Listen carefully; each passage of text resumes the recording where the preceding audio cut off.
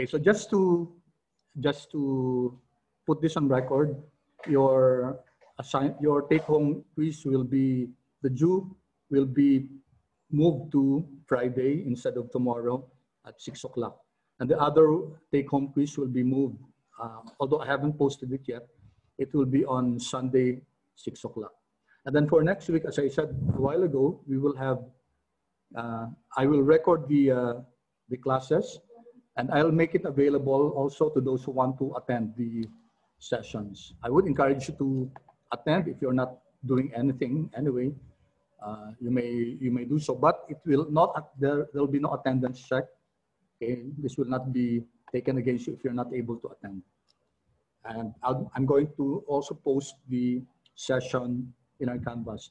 Now, I'm purposely posting it in YouTube because I want to know who are viewing the YouTube. So far, when I post videos of our lessons, I'm not seeing many who view the lessons or who review the lessons. So I don't know if just tell me if I need to post it, because for me it's a extra time for me to do that.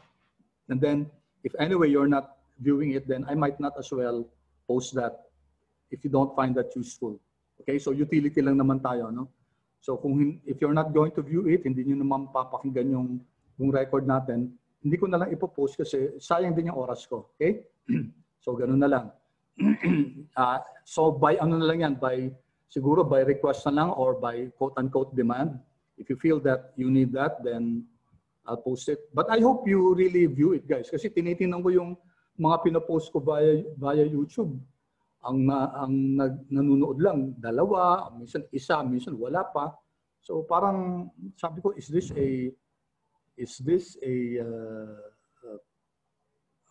useful, no, effort for me and for you? Kasi kung hindi, then okay lang naman, guys, hindi nyo panoodin kung clear na naman yung lesson. Then hindi ko na lang ipopost para makakasave din ako sa oras, no? Kasi it also takes me time to do that. Okay, so we are working on the bike buyers file, the data set. We will be needing dplyr. I'm sure you have already installed this. ggplot2, ggally, sorry. We will be needing this also, psych and schemr. And then these are two new packages that we're going to use. Sir, question, sir. Are you sharing our screen, sir? Because we're still in Canvas. Yeah. Okay, thank you. Thank you. I think I haven't shared it yet.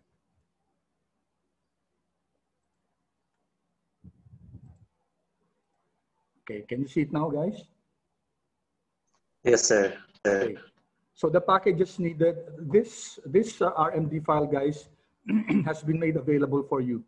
And as I said a while ago, I already included here the codes, so that our focus on our discussion today is more of the analysis of the codes. Kindly, by the way, replace this code with the import of the data set from your computer. This is the code for importing it to my computer. So just kindly change that. Okay, so if you haven't uploaded this, I said you can use the console, guys. For example, for SM, so you can install the packages here in the console, so that you don't need to put it here in Markdown. Okay, I have already installed that SM and G models. Okay, so let me just require it, because I already closed the file a while ago. Okay, there.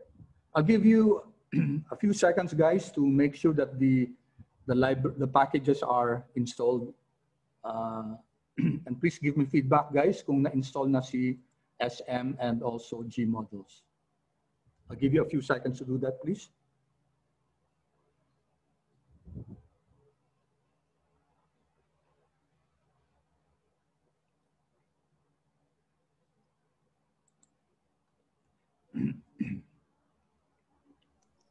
Done na, sir. Okay. The rest, guys, okay na? Feedback please, guys. Yes, sir. Okay. So, dalawa lang yung iba. Meron pa bang hindi tapos? I'll give you more time. Done na, sir. Done na. Okay. Thank you. Thank you, guys. So, na-require na itong mga, yung mga packages natin, ha? And then, again, I'll give you a few seconds to import your bike buyers dataset. Palitan nyo na lang yung, yung code dito. And then, we view it.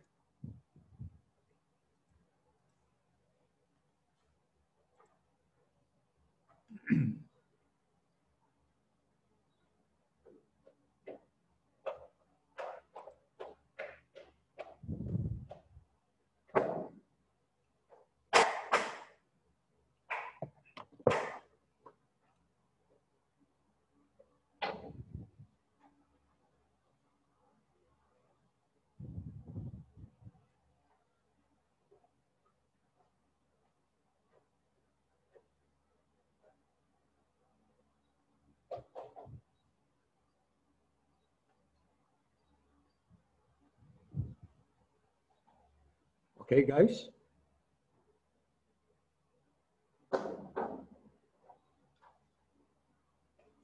Have you imported the data set, guys? Feedback, please. Yes, sir. Okay, may I proceed now? Yes, sir. Okay, thank you. Now, if you look at, so we have this code here, view. So this will, the spreadsheet here will appear. And just as what we did last time and observed last time, you notice there are strange characters here for the ID name, okay? And the rest is okay.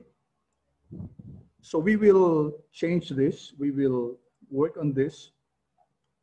So just copy this code here, copy it, and then append this. File encoding is equal to UTF-8 BOM. We did this last time. Okay, and we're just going to redo this. Okay, so this is just also a review of what we have done so far. Okay, and you notice the new bike buyers now has a corrected variable name ID. Although we said also last time that we won't be using this so much because it is just a unique identifier. We can do descriptive, we can do the average of this. We can do cross tabulation for the ID. Pretty much it's a useless variable for us in this case. Okay? So okay na tayo dito, guys. So replace the strange character, the ID name.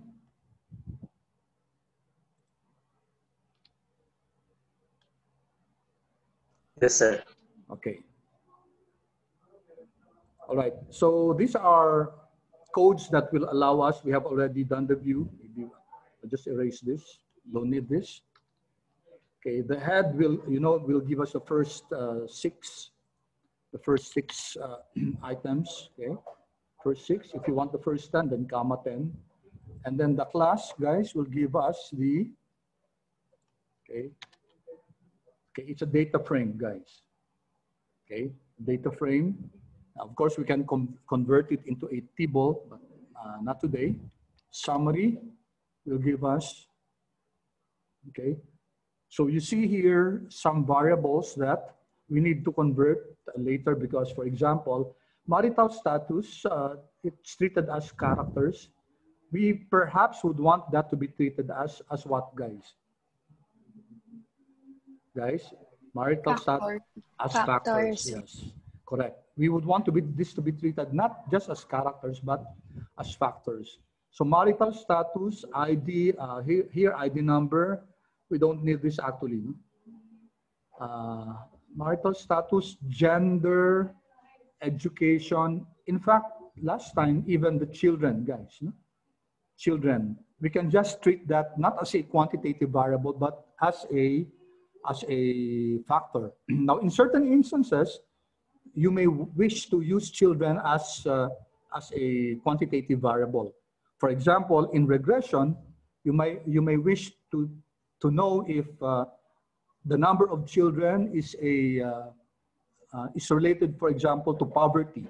If we're measuring poverty and you have the number of children as a variable, then it would be appropriate to use the children variable as a quantitative variable because you would want to see the relationship between children and poverty.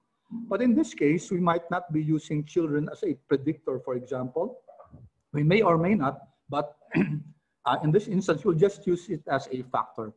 We would categorize those people who have no children, 1 child, 2 children, etc. Okay. Also education, we have different levels here. Also occupation, also region and commute distance. So we have several variables here, and even purchase bike, sorry, also purchase bike. Several variables which we would like to be converted as factors and not simply characters. Okay. We also learned about summary described before. Describe also is a powerful descriptive statistics tool. It will give us several measures. It will give us the count of each variable, the mean, standard deviation, median, I think this is mean absolute deviation, minimum, maximum, etc. The skewness and the kurtosis and the standard error. And also we looked at, from the SCIM-R package, we looked at SCIM. Okay, it also gives us a good assessment of the descriptive stat of the data. Okay, the output is a table, I'm sorry. So there are 8 characters and 8 numeric variables. So it splits it into character variables and numeric variables. And then you have here a plot, mini histogram of your numeric variables. Okay, are you following, guys? Are you following? All right. Now, we said that we would like to remove ID. Okay, I was able to see where I made a mistake. So let's create an object called bike buyers. And then we're going to select bike buyers and remove ID. Okay, so we're now, we are now replacing our bike buyers with a new bike buyers where there is no ID. So let's run this. And you can see that in the summary, there's no more ID here. Okay. In fact, we can also view this. Let's insert here view bike buyers. I'll just run view bike buyers and then there. Okay. You don't have the ID anymore. We're removing it because we don't actually need it.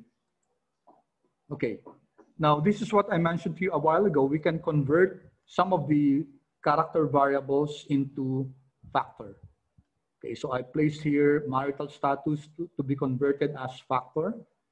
Okay, we're still going to use the same data set. Okay, replace the column marital status and make it as a factor.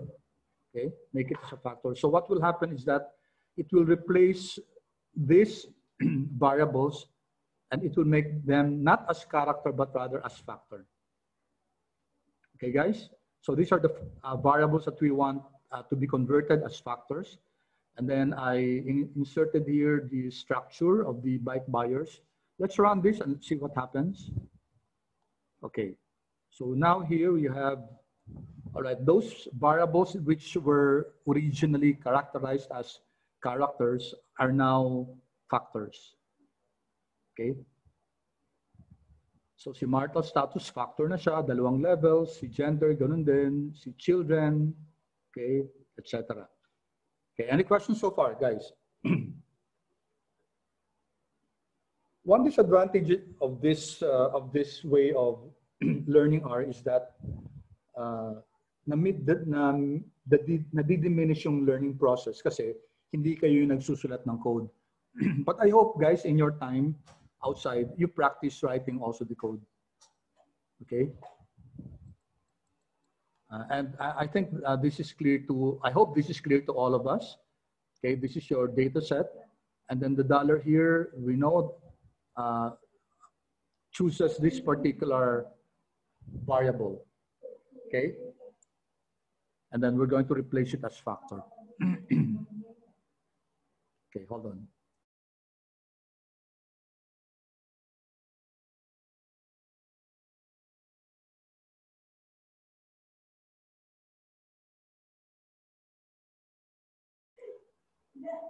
Okay, so, okay, where are we now? After converting, after transforming it.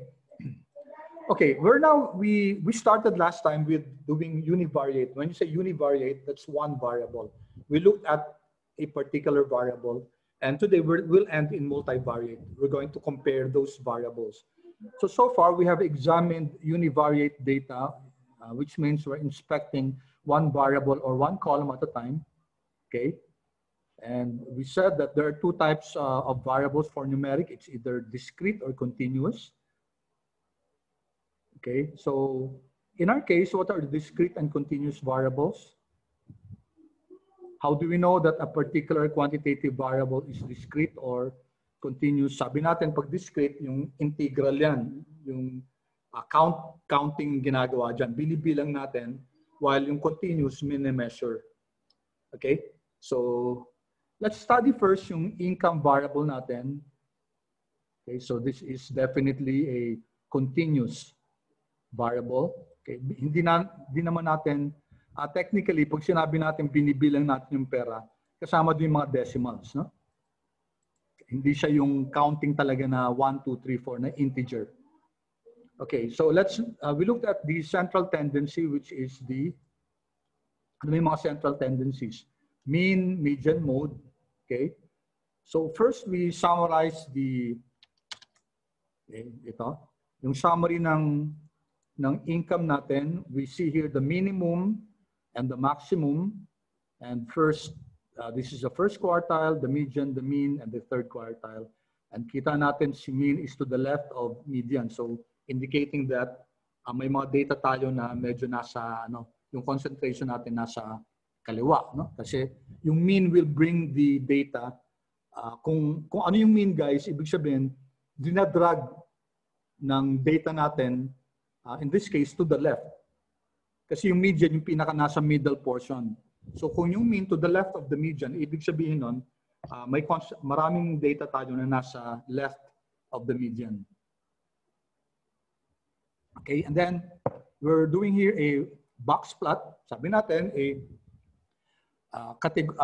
continuous variable, isa sa plot na pwedeng gawin sa kanya is a box plot. So maganda tong box plot kasi makikita natin, guys, yung, let's run this first.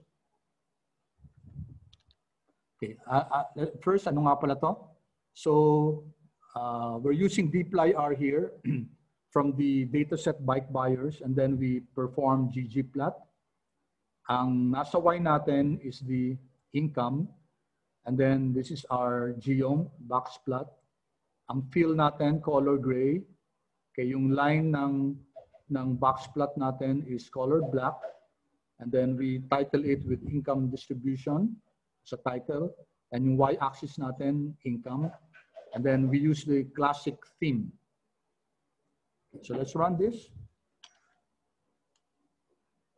Okay, so you can see here, guys, yung income distribution natin, okay, using the box plot. What's the middle line? What's the lower line here, guys? Quartile 1, sir. This is your quartile 1. This bold line here is your median or your quartile Median, 2. sir. Correct. And this one is the upper line is your quartile 3. Quartile 3, correct. The box here, this width represents what? This represents IQR, sir. Interquartile range. IQR, or the 50%, middle 50% of our data. Okay. And from the tip here of your whisker up to the tip here, this accounts for around 90% of your data from the tip to the tip. And here you have 3 possible outliers. Okay. We have here 3 possible outliers. So that's one advantage of a box plot. You can see the distribution of your data. Okay. I hope no questions here, guys. Nagawa na natin to last time, I hope. Okay, then we can use a histogram, guys. In this case, we're creating a histogram for our income. Again, the same thing. We use from the bike buyers data set. We perform ggplot for it. this is univariate. So our X is our income. And then we use a histogram for it. The default is bins of 30. Okay, but here we're using 15. Color refers to the color of the line, white color. And then the fill is the black. And then we put a title. And then we also have a theme. The plot title, we put a size of 15. Okay, we run this. I don't need to highlight that, just run this. Okay.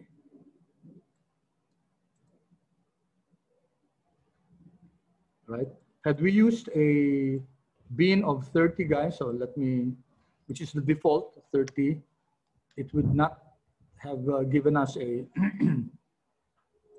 okay, a good histogram. But a better plot is a density plot, which we're going to look at later. Mas maganda yung kernel density kasi ang problema guys sa histogram, the shape of your distribution will depend on the number of bins. So just to illustrate, if we have, for example, just let's say 10 bins, just to dramatize this. Okay, so ito lang yung 10 bins, ano? And it looks quite different from the one with, kunyari, kung 50 to. 50. So you have 50 containers, diba? So medyo naiiba yung distribution based on the number of bins. Unlike a density plot, which is more flexible, okay, we'll look at that later. So we used here 15. Okay. All right. Now this code, guys, sabi natin we can use this as a reference for your yung colors, no? I won't run this anymore, but the site is here. I provided you the site, and you can run this code and then ma-generate yung color palette dito sa our markdown natin. Okay, so we studied this pala last time, no? Yung density plot, guys, it provides a better illustration of the distribution of your data set compared to your histogram. As I said a while ago, the histogram is so much dependent on the number of bins. So you'll have to find out, depende dun sa data natin, kung ano magandang measure ng bins. There are standard rules for that. I'll leave that to you guys to, in your prior statistics siguro na discuss yan. But i-search na lang kung ano yung, what are the tips on how to determine the number of bins. It will depend, guys, on the number of your observations and the minimum and the maximum. All right, so let's run this. So here, we're naming it income density, kanina income box plot. And the difference is that, dito nag-superimpose tayo, we will superimpose yung histogram natin and the density plot, okay? Which is a good combination, guys. Magandang kino-combine si histogram at saka si density plot. So pareho lang yung histogram, and then naglagay tayo dito ng vertical line. Yung vertical line natin will be the mean. Okay, the x-intercept, ibig sabihin tatama siya sa x-axis and it will correspond to the mean of income. We're giving it a color red, yung vertical line natin, dashed siya, and just a size of 1. And then here, yung geometric density natin, geom density, ang transparency niya, 0.2, and then ang fill natin is turquoise. And then we place a title to it. Okay, so let's run this. Okay, so you now have a good presentation, distribution of your data. Okay, so nakita natin yung concentration nila andi dito sa bandang, what are these, no? Less than 500,000 to something. We can also change the breaks here to indicate, kunyari, this is 50,000 each. Pwedeng gawing tigda 20,000. Okay, I'll leave that to you guys to modify the breaks in the x-axis. Madali naman ilagay yun. Tapos ito yung ano natin, yung mean. So it's around, dun sa summary kanina, it's between 50 and siguro mga 50 and 60,000. Yun yung mean ng income natin. Makikita natin guys yung distribution ng income data natin. Alright? Then, ito, hindi na natin kailangan to. Sorry, kasi nagawa na natin sa taas to. No? So let's remove this, guys. I did this first before I did the one on top. I'll just remove this. Kasi converted na yung education to factor. Okay, guys, clear to? Hello? Yes, sir. Okay, tatanggalin ko na to. Just delete it, guys, kasi redundant na to because we have already converted education to factor in the above code. Okay. All right. So now let's take a look, guys, at education naman tayo. No? The first thing that we looked at was income. So what are we doing, guys? We're doing univariate analysis. We're looking at the variables individually, which I expect you to do in your take-home assignment. No? Titingnan nyo yung mga variables, no? Individually, and then discuss it and use data visualization for it. Now, si education, anong klaseng variable? We have already answered this. Sabi natin, factor siya. Okay, by getting the summary of education, makikita natin different levels niya. My bachelor's, my graduate degree, high school, partial college, and partial high school. These are the levels, lima, no? Of education. Okay, so how do we now present education? Okay, pag continuous pag ano guys, pag categorical, okay, bar plot yan. One good way to present it is a bar plot. So this is our code for that. I'm calling this education bar. Okay, again from bike buyers, we're going to use the x-axis, education. And then if you feel natin as factor yung education, no? Anong gagawin guys ng feel?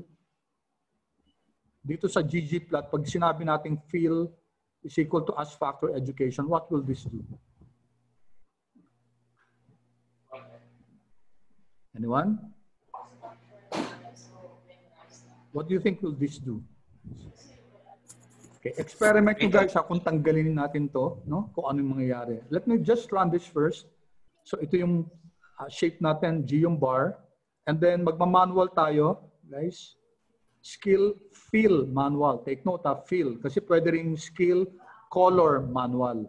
Pag skill, color, manual, ang minamanual natin yung line ng bar natin. Pag skill, scale, fill naman, yung color mismo, yung loob. Okay? So since there are 5 levels, I'm choosing 5 different colors. Of course, you can use different colors, guys. Choice nyo. 1, 2, 3, 4, 5. Okay, I'm using Burleywood, pale green. And I got this from this site that I shared here. Okay, very useful tong ano kasi minsan ang hirap, anong kulay ba?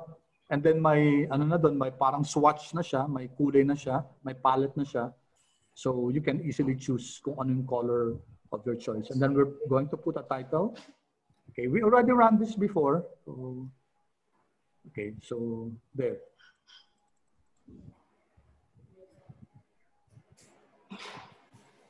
Okay, so you can see here, education sa x-axis. Univariate to guys kasi isa lang tinitingnan natin. No? Later on, pag mag-bivariate tayo or multivariate in general, i-compare naman natin si education with another variable. Okay, so ito yung mga factors natin. Bachelor's. Of course, you can improve on this, guys. And normally, guys, I do not memorize codes. No? Ang inaalam ko lang, guys, yung pinaka-structure. Katulad nito, alam ko na pwedeng ggplot dapat yan, may G yung bar, tapos pwede kang maglagay ng title o labels, then pwede mo i-scale yung mga ano. Okay, but to memorize it itself, I don't do that. Kasi what I do is I first try, tapos kung nagkakamali ako, tapos kung may mga parameters na hindi ko nakukuha, I go to yung ggplot2 mismo na na package, dun tinitingnan ko kung ano yung mga parameters na pwede pang malagay. Right? Okay, so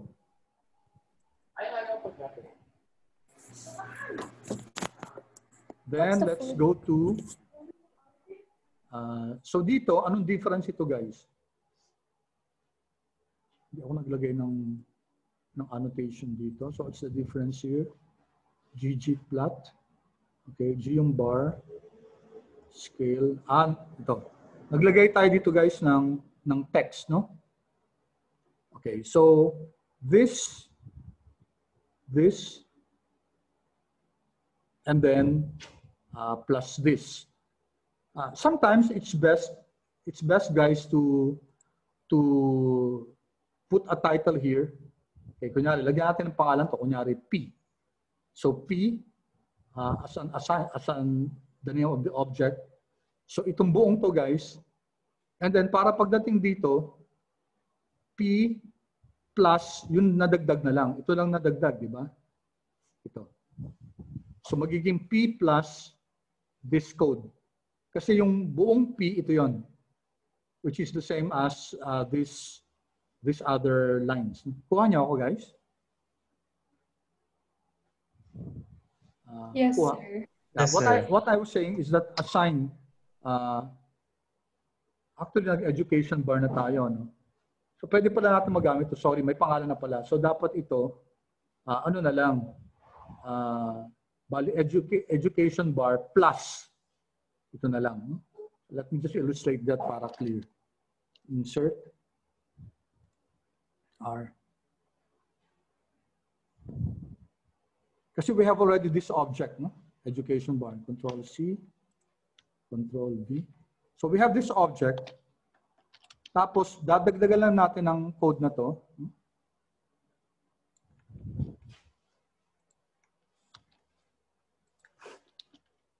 And we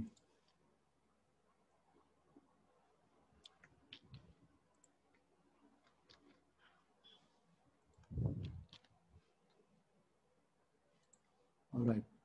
Let me see. Anong mali dito?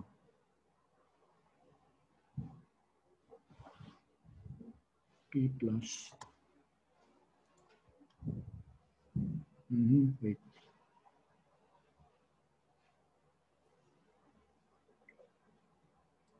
I'm using education bar and then I added the geom text here.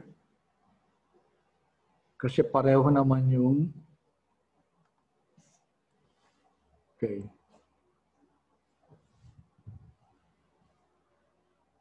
Alright. Skip ko na muna to, guys, ha. Baka matagalan pa tayo kung i-decipher natin kung ano yung kulang dito. I'll need more time to see. I'll just for checking. Lagay ko lang dito as a note for checking. Dapat kasi prepared dito kasi yung object na itong education bar, ito meron tayong object na education bar yon.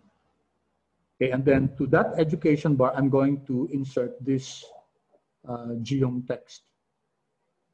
Okay, I'm having a ito. Hindi, tama. Wala na dapat plus dito. 1, 2, 3. Kulang ako ng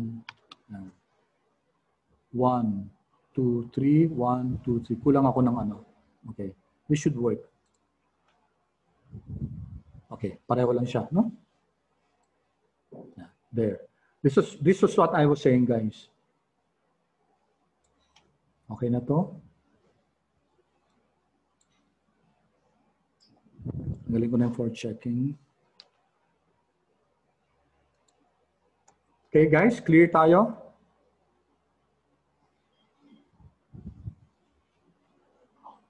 Yes, sir. Okay. So, part pa rin to, guys, ng ano natin, part pa rin tayo ng exploratory data analysis. Pag sinabing, I mentioned a while ago, last session, guys, when you say exploratory data analysis, you're looking at your data first. You clean it, just like what we did, yung mga variables na nakaka-factor, ginawa nating factors, yung variable na hindi naman natin kailangan, tinanggal natin, tapos plinat natin yung mga individual variables, tapos later yung bivariate, titingnan natin yung continuous with continuous, continuous with character, continuous with categorical, categorical with categorical, and then that will allow us to appreciate yung data set natin before we do a modeling. So ang pinaka-modeling natin, guys, will be regression kasi yun ang kailangan nyo sa next subject nyo. So I have to discuss that kasi in preparation for your next terms subject. Okay? All right. Any questions, guys? Any questions? So I hope you got what I meant here. Sir. Yes. Like instead of like doing the factors, sir, like let's say we only want to use the ask that factor education once. Can we just not like for example, sir, like we're going to be using the factor, but we're just going to be using it for one graph. Can I just like input it in the code itself? Nah, like you are. I don't have to separate it, na, sir. Like how we did it in the beginning. Would you like to share? Would you like to share? What you want to? Yes, sir. It's like the one I made for the quiz, sir. That's like instead of like making it in a separate file, like file let's say like yes, of course. You mean when you're going to use it, as you're going to use it, that's the time you convert it into a factor? Yes, sir. Can I just do it like that, sir? Of course, pwede yun. Kasi nga, baka I was thinking then it might be also good to immediately already convert it into a factor. Or as suggested by she, you can do this also. Do not convert it into a factor yet. You convert it as soon as you need to use the data, need to use the variable. Is that what you're saying, she? Yes, sir. Yes, sir. Okay. So in other words, we don't do this. Okay. We don't do this. Okay. We only do this as soon as we need, for example, to work on gender. Okay, for example, this education. Okay, this education, guys, that as factor, before we work on education, that's the time we convert it. Okay, you could have placed it here. Okay, you could have placed the as factor on education in this part. That's perfectly fine. Okay, no problem with that. Did that answer your question, Shi? Yes, sir. Thank you, sir. Okay, thank you. Thank you for that question. All right, so let's proceed, guys. Saan na ba tayo? Okay. I'll just put a note here. Same output. Okay. Okay, now this one also, okay, as she mentioned a while ago, what I did initially was to convert each of the variable as factor when I would use it. Okay, but I decided to do otherwise again, and convert it all in one in the first part of the file. So here you can see, guys, that initially I converted it at this point, and then I deleted that kasi ito na pala, guys, ito. So naulit na lang to, no? Ito yung sinasabi ni Shi kanina na kung kailangan i-convert, saka mo na lang i-convert. So pwede rin to. Okay, you understand, guys? Clear ba, guys? Yes, sir. Okay. So I don't need to run this kasi narana natin kanina to. Okay. This was supposed to, I was supposed to run this to check kung anong klaseng type na data si marital status, and lalabas sana dito kanina character. Kaya kinonvert ko, guys, na as a factor kasi we cannot work on characters. Hindi natin magagawa ng bar plot yun. So that's the main reason why we have to convert it into a factor. Otherwise, this will not run. Okay? So clear to guys? So I'll just delete this. Okay? I'll delete this. Kasi redundant na sa akin to. Okay? And then I'll just write here, looking at marital status variable. It's a title. Okay, so here we're making a bar plot. Parang yung sa ano lang kanina guys, sa education natin, no? So you could copy this kasi ang papalitan lang naman natin yan yung mga variables. So here, si marital status yung variable natin. Okay? And then everything is the same as above. Okay? Then I'm just using here 2 colors kasi dadalawa lang naman yung marital, yung level sa marital status natin. I'm calling this marital bar. Okay, run. Okay, so here we have the platform marital status. 539 are married, 461 are single. Okay, actually, guys, you can experiment, you can search, and then pwedeng lagyan dito ng percentage. No? To do that, maglalagay ka lang ng additional na geom text. Kasi dito yung geom text natin, yung count, no? Yung count lang. You can now insert another layer of geom text, but this time yung proportion times 100. And then pwede mag-insert dito ng yung percentage niya. Okay, in our case, since the count of the data set is 1,000, obviously alam natin na 53.9% to at saka 46.1. But of course, it's not always. It's very rare that we get an observation that has a data set that has 1,000 observations. So, makakatulong din kung nakalagay yung percentage dito. So, I leave that to you guys. You can do that for your take-home assignment.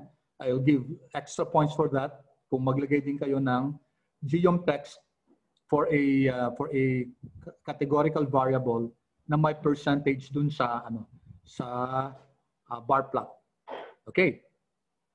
Now, we discussed this last time and I just introduced here si Bernard Marr, guys, isang kilalang author about data science, and I've read 3 books that he wrote, 2 or 3 books that he wrote, and very interesting.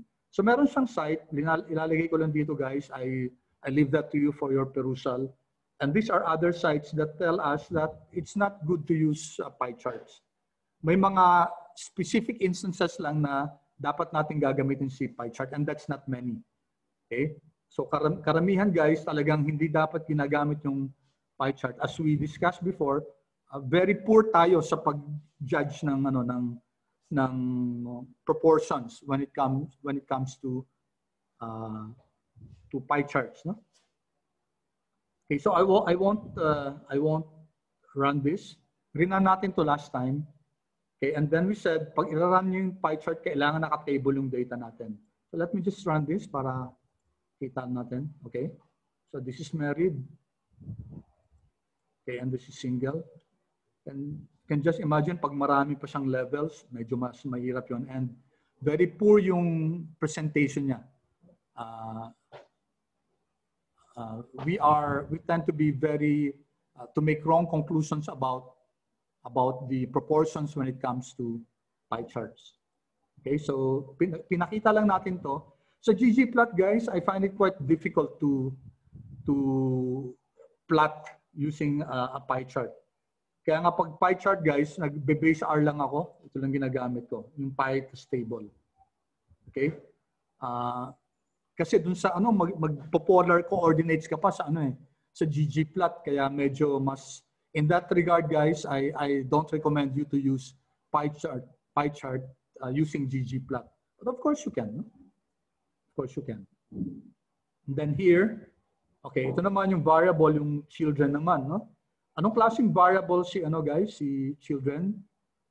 it was supposed to be a numerical variable, but in this case, we converted it into a factor. Okay. Bakit natin convert into a factor? As of now, guys, as of now, ang gusto lang naman natin ma-treat yan as different levels of the number of children that people have. Hindi naman natin siya gagamitin as a regressor to predict or to find the association with another dependent variable. Sabi ko nga, in other instances, like if you're modeling, sabi ko poverty, kunyari, important factor yung number of children. So we would treat children there as a numerical variable. Okay, clear so far, guys? Hello, clear? Yes, sir. Okay, Yes, sir. so thank you. So dito, guys, so here we look at, looking at another variable, children.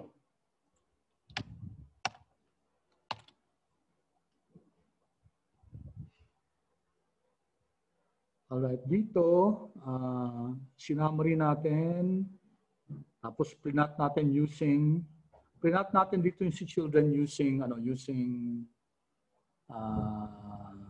yung base R na plot. Okay.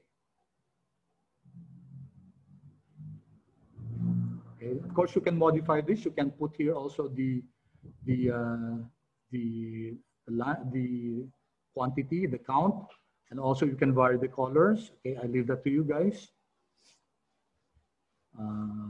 Tapos, dito, ginawa ko rin pala. I should have left this as an exercise. Pero anyway, linagay ko na pala dito. Okay? So this is now a much better representation. So we are plotting, pareho lang to dun sa mga categorical sa taas. I'm also using 1, 2, 3, 4, 5, 6 colors for the field. And then linagyan natin ng count. Okay, and then title. So let's run this. Okay, so a much better presentation. Okay, so may label siya, no? Okay, andun yung count sa taas. Imagine guys, kung ipa-pie chart nyo to, mahirap maintindihan kung naka-pie chart siya. Okay, so how about those who bought bikes? This time we're looking at yung purchased that bike variable. Those who bought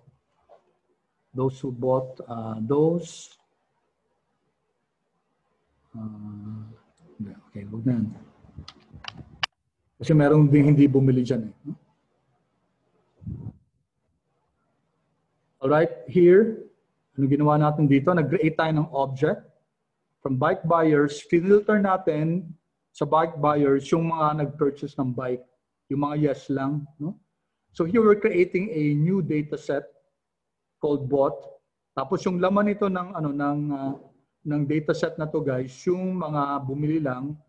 Tapos we're plotting it, yung bot, in relationship to the number of children. Let's see this.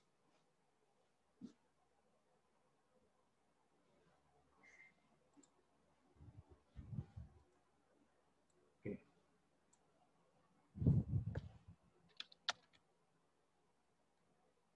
So, asan si bot? Wait. So this is your bot data set. No? Lahat lang yan yes. Okay. Lahat lang siya yes. And then, asan na yung plot natin?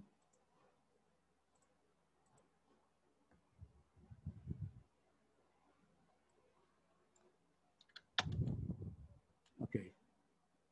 So that's our plot. Okay, kulang yung mga labels niya. No? So, we didn't put the labels yet. So what can we deduce from here, guys?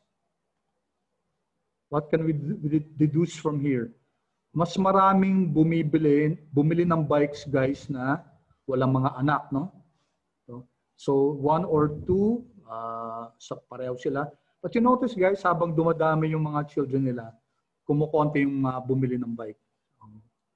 For practical purposes siguro, they tend to spend more on the needs of their children rather than on bicycle. Okay? So in your quiz, for example, hindi nyo lang ilalagay yan kung sakaling may ganito kayo, no? Magbibigay din kayo ng inputs, no? Kung ano yung ibig sabihin ng plot na yan. Okay? And then of course, you can also create sa purchase bike, yung parehong mga bar plots natin of this type. Okay, I leave that to you guys for your practice.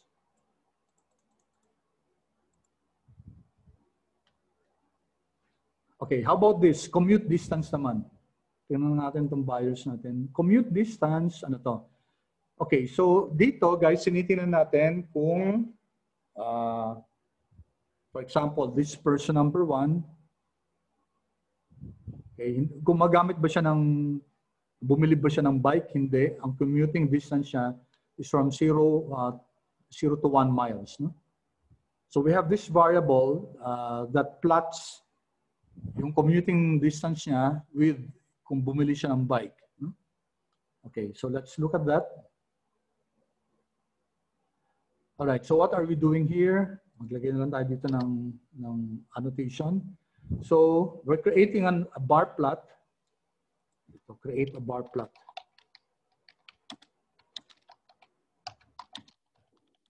For commute that distance. Is that correct? Commute that distance. Okay. So let's create a bar plot for commute that distance. So this is our object, commute bar.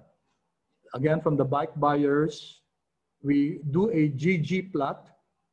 Okay, ang X natin is commute that distance. Okay, i-fill natin si commute that distance. Ibig sabihin nun, ika-categorize na si commute that distance. We're going to use a geom bar. Okay, and you have, I'm using the same colors para kasi copy-paste na lang ako ng copy-paste. Manually, we're differentiating the colors, the fill colors, and then naglagay tayo ng stat again. Okay? Yung stat, yung count niya, tapos yung label, vertically adjusted din siya na 0.5. And then yung title. Right? So let's do this. Okay. So it's almost the same as the other ones. This time, ang pinaplat naman natin si commute that distance.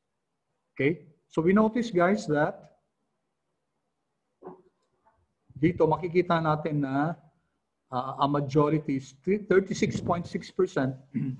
I'm able to say that kasi alam naman natin na 1,000 yung total nito. No? Ang respondents natin, ang observations natin. So 366 had traveling distance of 1 to 2 miles. Marami din yung yung from 5 to 10 miles, no? Okay, pero pinakamarami yung commute distance nila is just 0 to 1 miles. Okay, any questions guys? Okay. Then okay, ito na, guys. Punta na tayo sa multivariate. No? We have ample time to discuss this. Okay, pag multivariate, guys, if we're comparing two variables, ang tawag doon, bivariate. No? Pag maraming variables ang kino-compare natin at the same time, so it's multivariate. Yung example natin dito, ang inabot ko lang talaga is bivariate.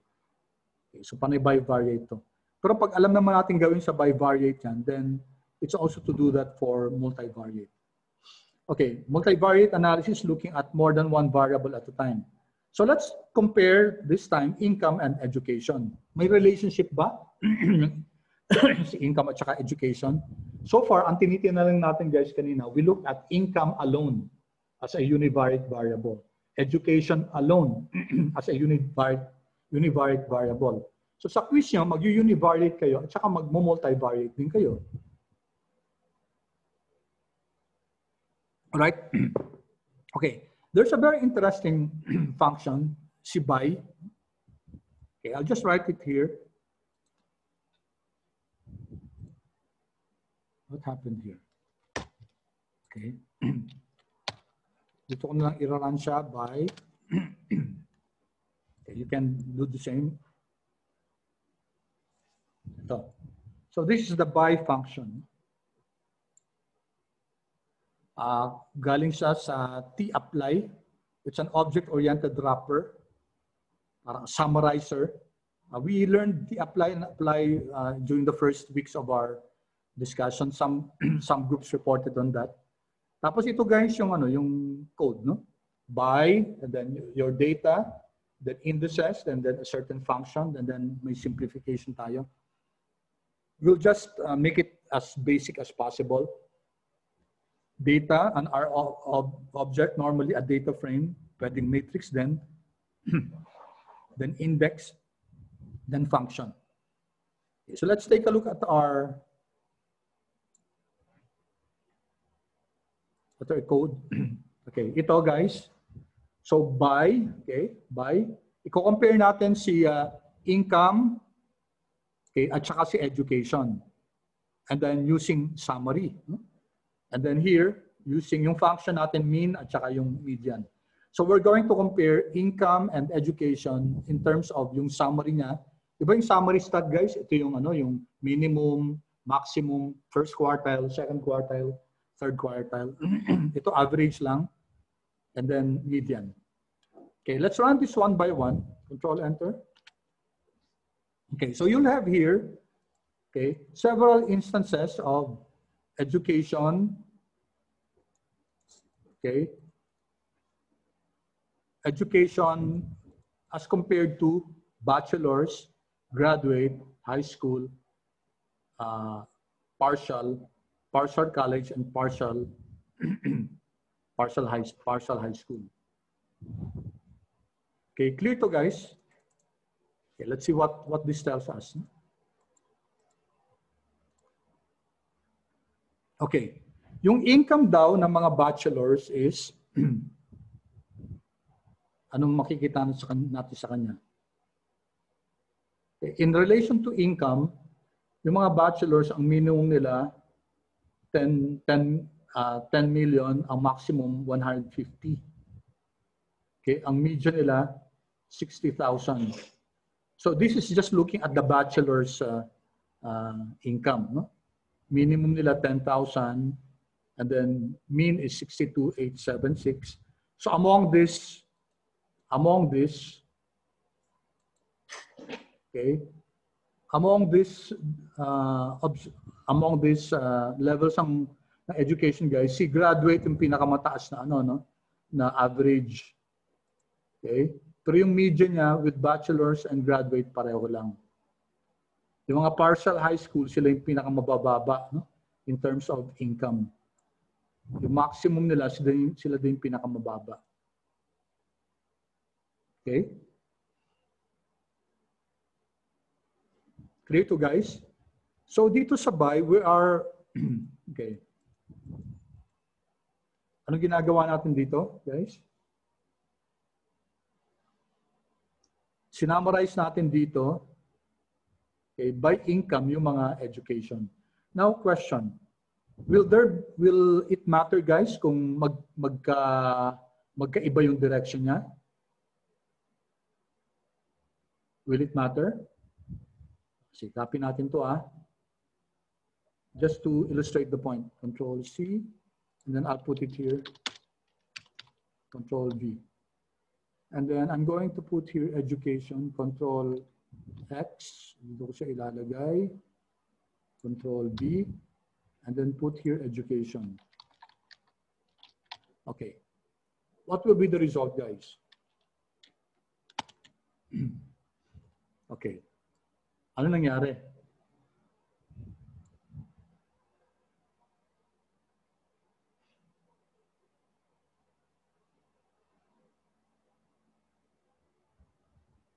What happened, guys? So may kaibahan to yung direction, yung order sa buy. So in this case, guys, what happened? Ano ginagawa doon?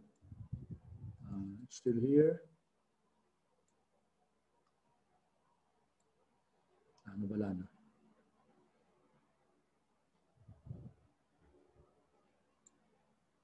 Okay, anong difference, guys, itong dalawa?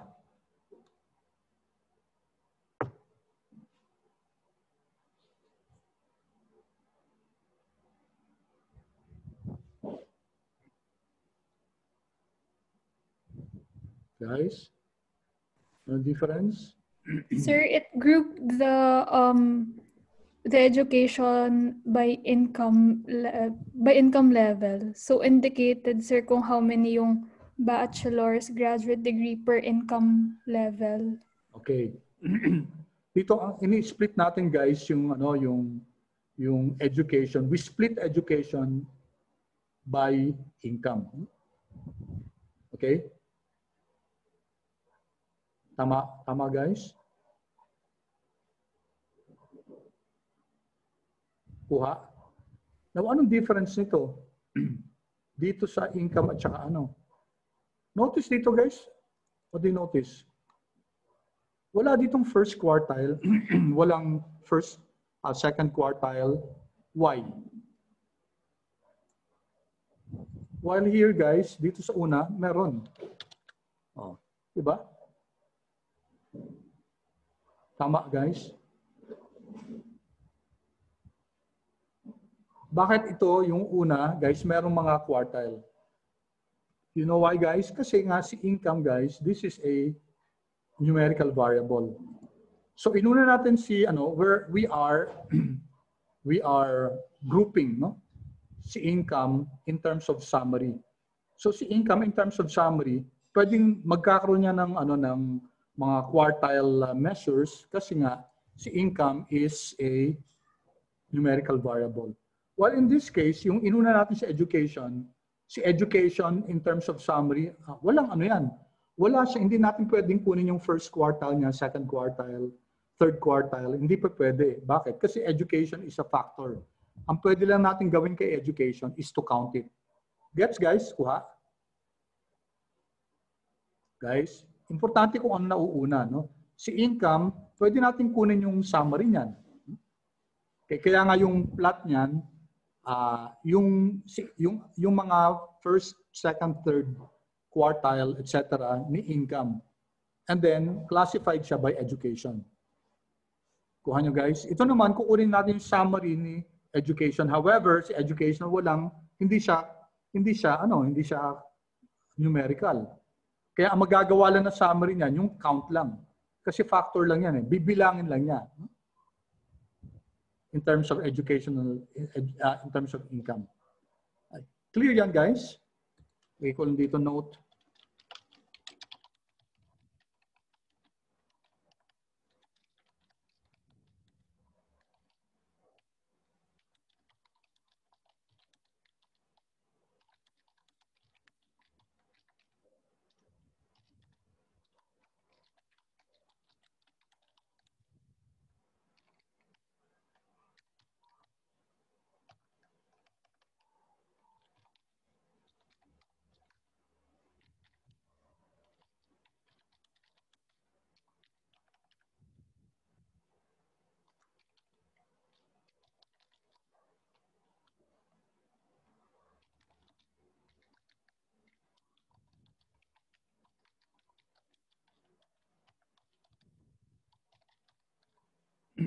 Okay? Yung nauna, guys, yun ang gagawa ng function. Clear tayo? Clear? Okay, I hope that's clear, guys. Medyo we're running out of time, no? Kasi marami-rami pa to. We'll try to finish this as much as we can. Kasi nga, guys, magagamit na to sa sa take-home assignment nyo. Okay, where am I? So we use the by, okay? Okay, of course, guys, we can, instead of just a table, we can use a plot kasi we human beings are creatures of visualization. So here, ang gagawin natin, ipa-plot natin si income at saka si education. Okay, so ito yung code natin. From bike buyers, gagawa tayo ng ggplot. Okay, so bivariate na to guys. So meron tayong x-axis. Ang nasa x-axis natin yung different levels of education. Ang nasa y natin yung quantitative natin na income level. Okay, fill natin by education, ibig sabihin, ika-categorize to with the different levels of education. And we're going to use the box plot, okay? And then we can identify na yung mga outliers, kung meron, bigyan ng kulay ng blue, yung size niya is equal to 1. And then ano, yung notch, guys, yung notch, it's a different shape of the box plot. No? And then lagyan natin ng title, okay? And then let's run this. Okay, this is what a notch does. Okay. So we didn't put the colors, but by default wala tayong linagay na ano na color. By default nagbigay si R ng different colors. Okay, can you see this guys? So bachelors in terms of income, meron siyang outlier dito. Okay, we have the outliers. Okay, guys. So, of course, guys, you can also, if you want to copy the, kung gusto nyo i-copy yung plot na yan, dito nyo sa ilagay sa, i-copy nyo sa console. So, this is what I often do. I-copy ko sa console. And then, i-run ko siya. Oops.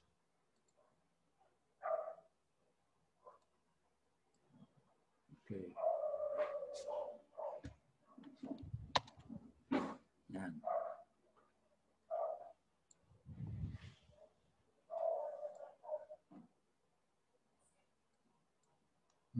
Ayaw mag-generate ng ano.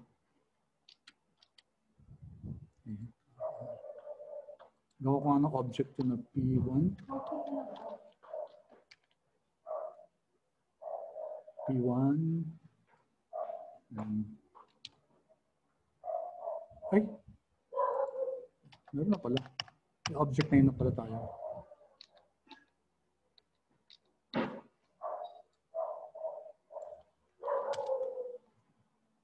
Ayan, okay. This is what I was waiting for, guys. I would run it in console para ma-zoom ko siya. Okay. Kasi mas maganda i-copy to, guys. Mas clear siya at saka mas mas maganda yung resizing feature na rather than copying it from the R Markdown. Okay, clear guys? Kasi I'm sure sa ano nyo, di ba, i-init nyo rin yung assignment nyo, di ba? So you're going to submit a file na needed. So mas maganda kung kinaka-copy paste nyo yung galing sa ano mismo, sa yung naka-zoom. Okay? Hello, clear guys? Yes, sir. Okay, thank you. Clear, sir. So ito kinopy ko lang siya, doon ko linagay sa console, tapos para magkaroon ng plot mismo sa console, tapos i-zoom ko, yun ang i-copy ko. Okay, so, okay, ito yung sinasabi ko kanina guys, yung density plots. I gave you a reason why density plots are better to use rather than histograms. No? A density plot visualizes the distribution of data over a continuous interval or time period. Variations sa ng histogram, and it uses what we call a kernel smoothing to plot the values. It allows for a smoother distribution by smoothing out the noise. Okay? Tapos sabi dito, an advantage of density plots over histograms is that they're better at determining the distribution shape because they're not affected by the number of bins. Sabi natin kanina, a 20-bin histogram will look different from a 50-bin histogram. So magiging iba yung distribution nila pag ganon. But with the density plot, ano siya? Yung indifferent siya, no? Okay, so we're going to use this CSM. Ito na lang. SM. Okay. I strongly suggest, guys, that you read through it. Summary information siya, no? Summary information. Okay, we're going to use SM to plot the density, no? So ginagamit to for smoothing methods. Okay, so here medyo nagka-problema ako sa code na to, kaya it took me some time with this one. So dito, nagka-create tayo ng, ito yung code galing sa kay SM package. sm.density.compare. Kino-compare natin si income at saka si education. Lagyan natin ng label na income. Okay, lagyan natin ng title, income distribution by education. And then sm.density compare. Ito yung code niya. Run natin to. Oops, wait. What happened? Minsan nagkakaproblema ako sa... Ayan. Okay. So I have this.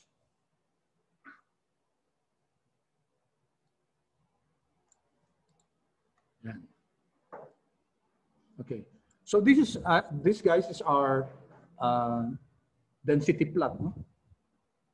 So 5 yung level sa education natin. Okay, so itong pink 1, 2, 3, 4, 5. Unfortunately guys, hindi natin makita dito yung yung legend. Sino ba to si pink na to? Okay, there's a way around that. Okay, any questions guys with this density plot? So dito we were able to plot yung quote-unquote histogram of the different levels of your education. No? Kaso nga lang, ang ginamit natin si kernel density and not the histogram itself. Okay, ang problem lang nito, dapat guys, may legend dito. You can do that, kaso medyo nagka-problema ako dito. Okay, I leave that to you. Sana gumana ngayon, pero minsan kasi hindi gumagana. So, Stack Overflow guys, Stack Overflow is a very rich source of for R. Pag minsan nagkakaproblema ako sa code, doon ako pumupunta lagi sa Stack Overflow. Kasi chances are, yung naging problema ko, naging problema na ng iba yan. So they would give suggestions on how to go about it. So dito, we're creating an object called Education Legend. Okay? Tapos, ang factor natin, si buyers, si education. Okay? Factor natin siya. Then, linagyan natin ng label, bachelors. Ito yung labels natin. Okay, so let's run this. Control Enter. So when we run that code, nagkaroon na tayo ng education. Saan na siya? Yan, education legend. You follow guys? You follow? Tapos ang suggestion, according to the Stack Overflow, gawa ng co-fill. Co-fill. Okay. Gawa ng co-fill. Alright. And then, this is now the tricky part. Bago natin i-run tong legend na to, okay, i-run muna natin tong plot natin. So let me copy the plot here. Control C, Control V. I-run ko yung plot dito, guys. Control Enter. Okay, so ito yung plot, ano? Yan. Ito yung plot, guys. Tapos, okay, meron na tayong education na legend. Okay, can you see guys yung mouse? Meron na tayong education legend. Meron tayong co-fill, no? Call fill. Color fill or color fill. Tapos yung huli guys ito. This one. Ito. Okay, we need to run this. Pag-create ng legend. Okay. Go here, Control, Enter. Okay. Now take note, no? Ito na, di ba? Ibig sabihin, hindi pa completed yung run. Paano natin mako-complete yung run?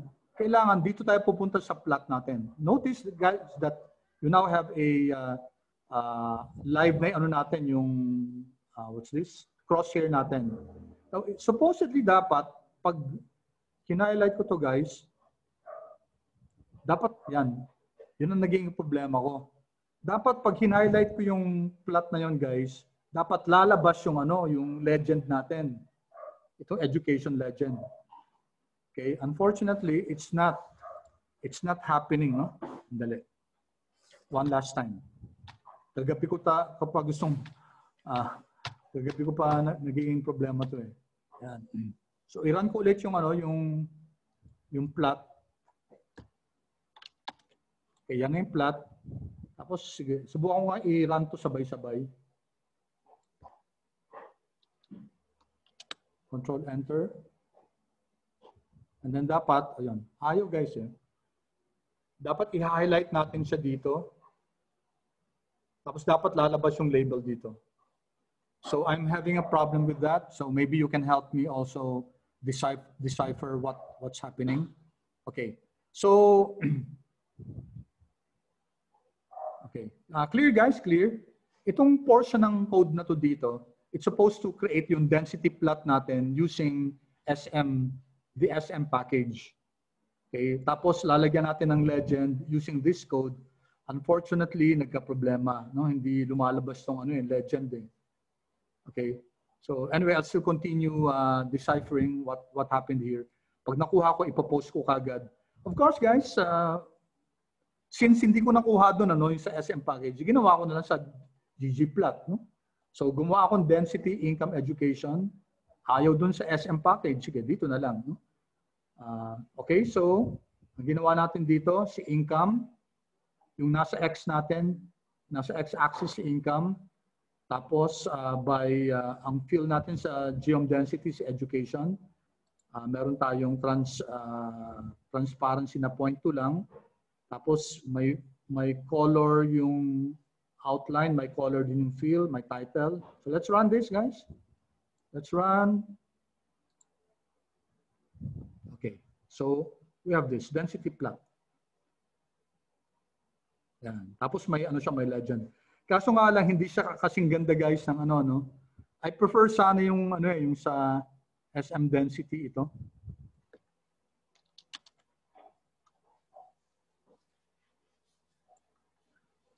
Saan na siya? Wala.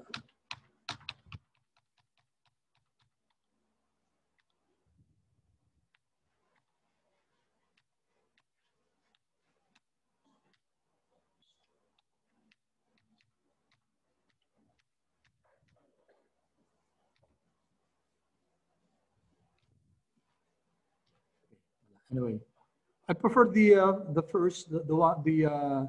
plot that we did a while ago. No? Okay. All right. So it's malapit na mag-time. Tapos ang dami pa nating no. Okay, guys. Very quickly, itong X tabs, ang ganda nito, no? Yung X tabs, yung cross tabulation. Just run this lang at tingnan niyo kung ano siya. So dito, guys, mag-i-X tab natin. How about comparing naman? So sa multivariate, guys, we're comparing categorical with categorical, categorical with numerical, and numerical with numerical. Dito sa exercise na to, we were comparing a numerical with a categorical, no? So another example of numerical with categorical, education naman with, this is now categorical vis-a-vis versus categorical. So we're now comparing two categorical variables. No? All right, so let's run this. Okay, so immediately guys, may cross tabulation tayo ng education at saka purchase bike. Kita natin kagad guys na si bachelor's, yung partial college, si bachelor's ang pinakamaraming bumili ng bike. No? Ang pinakamaraming hindi bumili ng bike yung partial college. Okay, so kita natin dito guys, kagad yung cross tabulation. And then here, okay, ano ginawa natin dito? Nag-ggplot 2 tayo dito. So just study guys this. Okay, ggplot 2. So plinat natin si education with purchase bike. Kita natin dito na yung mga bachelors, nakagraduate ng college, yung pinakamaraming bumili ng bisikleta. Okay. Sila din ang pinaka hindi maraming binili ng bisikleta, si partial college. Okay? Ang pinaka hindi maraming binili, ang konting binili, si partial high school. Yung yes, yung blue, no? Yung yes, yung blue. And of course, you can do a stacked bar plot. Okay, so tingnan nyo guys, ito stacked to, no? Tingnan nyo na yung difference with since it's already time, stacked bar plot. So okay, kita natin dito guys. Advantage ng stack bar plot, kitang-kita natin. So, yung mga bachelors, guys, sila yung pinakamarami by virtue of the blue. Okay? Ang disadvantage nito, medyo mahirap na yung first yung first variable lang, yung first level lang na compare natin ng maganda. Yung second na, yung nakastack na, ang hirap na i-compare niyan. Kasi hindi na siya magka-level eh. Hindi na siya on the same level as the other ones. Okay? And then this one, guys, similar din to, guys. Inulit ko lang to. This time with occupation and purchase bike. So sino yung pinakamaraming, occupation ang pinakamaraming binili ng bike? Alright? So, pareho lang to nasa taas. Okay, and lastly, guys, and of course, may question ako dito. Compare nyo rin yung ibang, compare nyo rin yung ibang variables. No? Lastly, guys, si G models. This is also a very powerful, powerful package. Nasa kanila yung cross table. Tingnan nyo na lang yan. Okay. Papakita ko to, guys. No? Iko-cross table natin si education at saka si purchase bike. Gagamitan natin ng chi-square at saka hindi natin ipapalagay yung contingency table kasi itong property that table na to for contingency table na to. Tingnan nyo na lang, guys, to itong cross table. Okay. Sorry for rushing this kasi time na, guys. Sorry, I'll just ask for 1 more minute. Run natin to. Ayan. Okay. I like this package so much, no? Ang sinasabi nito, cell contents and okay, tingnan nyo, 4 na rows to corresponding to the 4 rows here. Yung n daw, yung number of observations. So total is 1,000.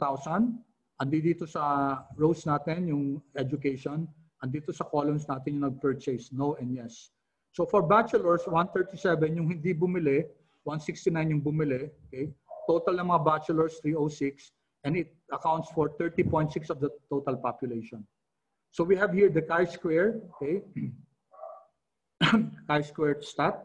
And then ito yung percentage ng, okay, percentage n over row total. Kuha nyo to, guys.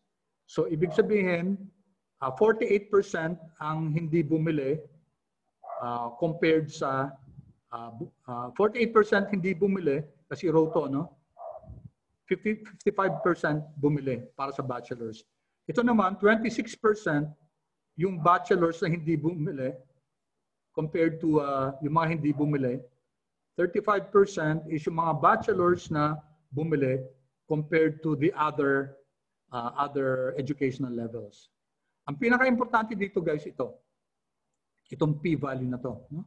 So what does this mean? Is there a relationship between education and purchase, yung bumili ng bike? May relationship ba sila? Ibig sabihin, guys, pwede bang i-predict ni education kung bibili ng isang tao ng bike o hindi? The answer is yes, based on the p-value. Discuss lang natin ito ulit next time or i-reinforce ko na lang siya sa video. No? Okay? So yung chi-square nito, ibig sabihin, significant yung relationship ni education at saka ni purchase bike. And then you continue the rest, ganun din siya sa cross tabulation. Yung last, guys, is comparing two continuous variables. Okay, so I think that's about it. I think marami naman tayo na-discuss ngayon. Okay, so thank you so much, guys, for coming. So next week, mag-a-announce ako. Wala tayong synchronous, but I'll open my session to those of you who want to attend the session. Okay? Any questions? Sir, yung submission box for the take-home quiz, naka-close na siya. Hindi, i-open ko ulit. Sige. I'll open it. Sige po. Sige. Thank you for reminding me. Sir, yung Zoom link, same time siya with regular class time? Yung Zoom, baka mag 10:30 to 12:30 para madagdagan at least 2 hours. Baka ganun. Mga ganung time. Okay. Okay, sir. Thank you. Sige. All right. No more questions, guys? Sir, Yes? sir, attendance po. Attendance. Sige. Yung mga na late, guys, sige. Okay. Sir, if I submitted na in the quiz, can I resubmit again, sir?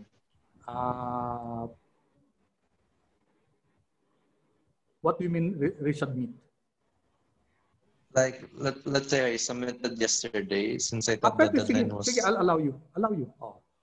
Thank you, sir. Sige, improve mo pa. Hanggang Friday naman pwede.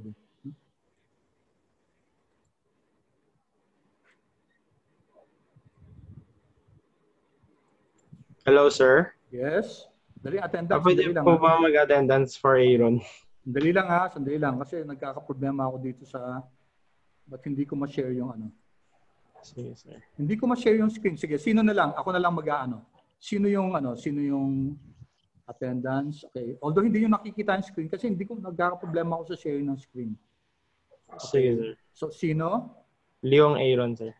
Aaron. Bakit ka late, Aaron? Matatapos na yung term eh. Sir, hindi po ako makakonek agad. Ha? Ano, no? Hindi po ako makakonek agad. Okay, Kanina. sige. Sige, sandali lang. Check ko yung attendance mo.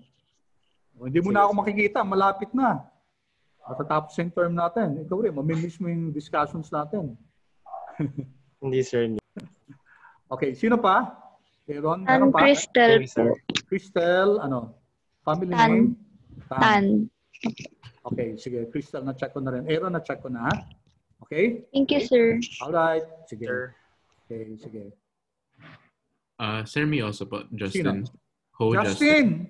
Ba naman Yes, sir. Justin, wala ka last meeting. Happy Opo, birthday, last ha? Thank you, sir. Happy birthday. Ano yung pakain natin diyan? Cake po. Cake. Ikaw nagluto. Basta ikaw nagluto. Pwede 'yun. Opo, I bake po cake with my Talaga? brother. Anong klase? Vanilla cake po. Vanilla cake. Wow, that's good. That's good. Labor Thank you, of sir. your own hands, ha? Happy birthday, ha, Opo. Justin, ha? Thank you, sir. Sige. Okay, chinek ko na yung attendance mo. May assignment tayo, ha? Baka hindi mo alam. Yes, sir. Yeah, I'm almost done, sir, with my Okay, good. GGPAT. Improve mo, ha? Improve mo. Kasi up to Friday, in-extend ko naman up to Friday, eh. Yes, sir. Yeah, useful po ang sir yung extension. Kasi I worked on it last night, pero di ko po natapos. Sige, good. In-extend ko naman kasi alam mo hihingi ka ng extension, eh. Opo. Sige. Okay. Thanks, sir. Sige. Alright. Bye-bye. Ingat, sir. Sige, ingat.